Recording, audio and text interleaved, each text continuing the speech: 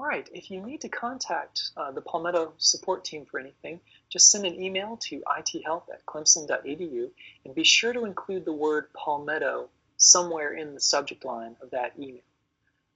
If you need help with compiling code or installing programs, we're always happy to help with that. We'll do the best we can. There are hundreds of different software packages out there, and we may not be successful at getting them all installed on our first attempt. It might take a bit of work.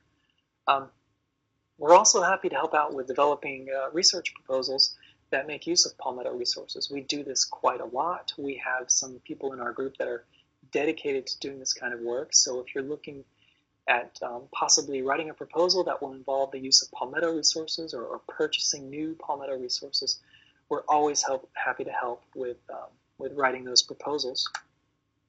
Of course, don't forget about the Palmetto User's Guide. It's a very large, very thorough document that contains lots of examples about how to do a lot of things on the Palmetto cluster.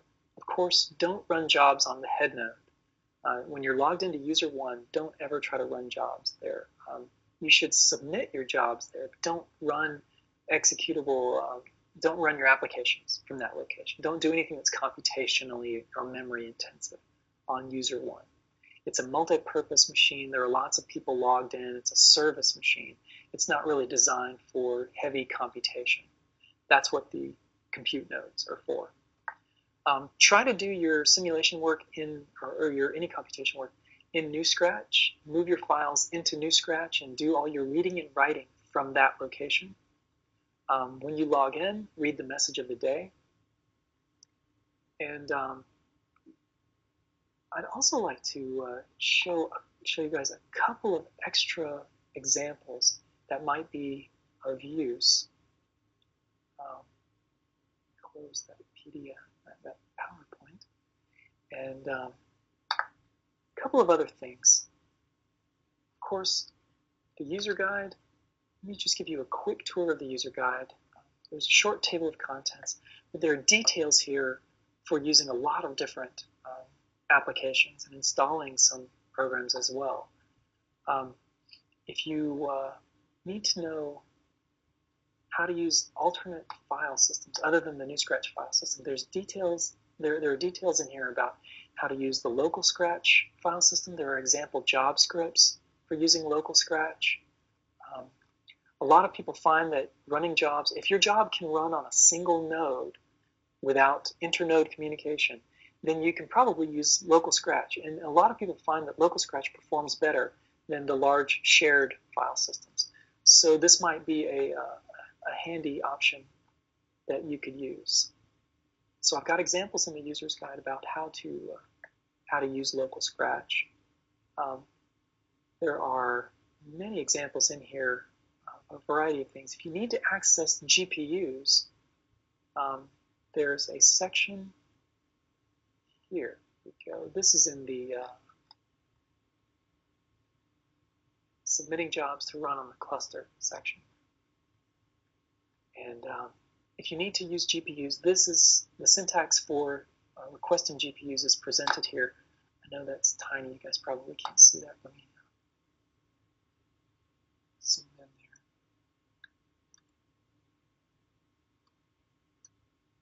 All right, maybe that's a little better.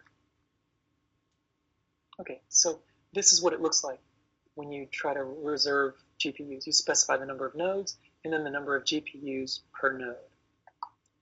You can also specify specific GPU models like the K20 or the M2075. And some of the tools that you need for using the GPUs are only available on those GPU machines. So you'll have to log in to one of those nodes or start an interactive session on a GPU node to access, for example, the CUDA libraries and some of the GPU-specific tools and software packages we have available. Not everything is listed on the user node when you type module avail. That's not a comprehensive list because some of the GPU-related packages are only available on the GPU nodes themselves. Let's see if there's anything else important here. Oh yeah, X11 Tunneling. That's something that may be useful for a lot of different users. Let me just show you how that works. So I'm going to exit out of my connection to Palmetto. Now, I want to run a GUI-based application on Palmetto. How in the world can I do that? Well, you can do it through what's called X11 Tunneling. Your secure shell connection to the Palmetto cluster actually allows you to tunnel another communication protocol through there, and that's the communication protocol that is used to generate a GUI interface on your local machine. And that's what I'm going to demonstrate now. But the first step is connecting to Palmetto with X11 Tunneling enabled.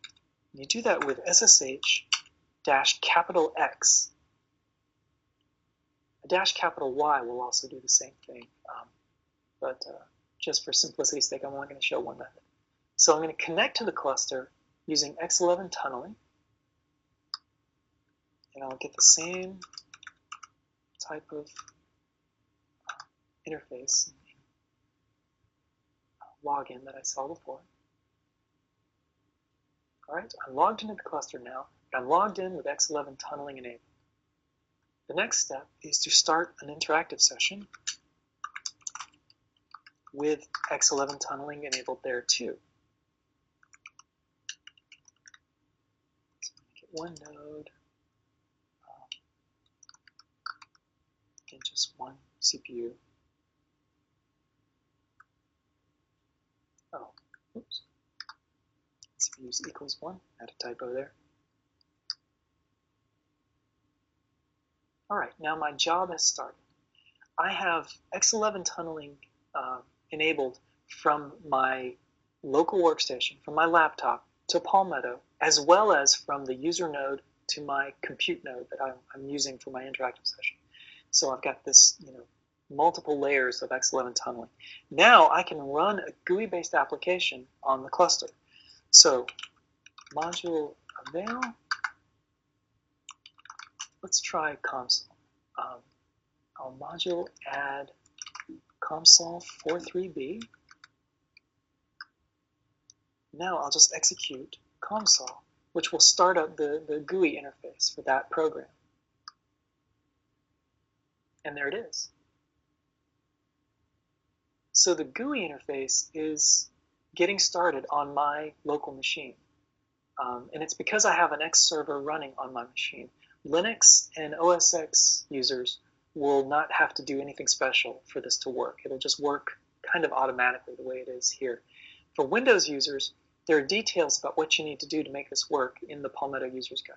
Basically, you'll need to download and install Xming, which is an X server program, and you'll need to have your X server running at the same time that you connect to Palmetto with X11 Tunneling enabled, and then you'll be able to do exactly the same thing from Windows. It just requires a couple of extra steps. So this is ComSol running on the Palmetto cluster. It's running on a compute node. It's actually running on node 1662. And if I want to load a file, you'll see that I'm browsing my home directory on the Palmetto cluster. If I need to access a file using a GUI program that's running on Palmetto, I need to have that file stored on Palmetto ahead of time.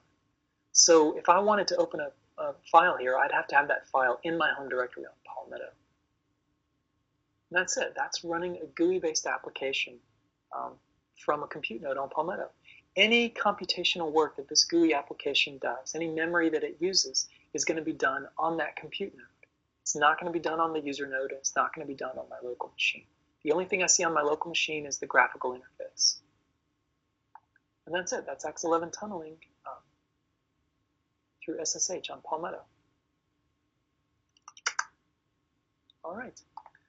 So I'll go ahead and stop here. And again, if you guys have any trouble with running jobs on the cluster, just send an email to ithelp@clemson.edu with the word Palmetto in the subject line. And good luck with your computational work on the cluster.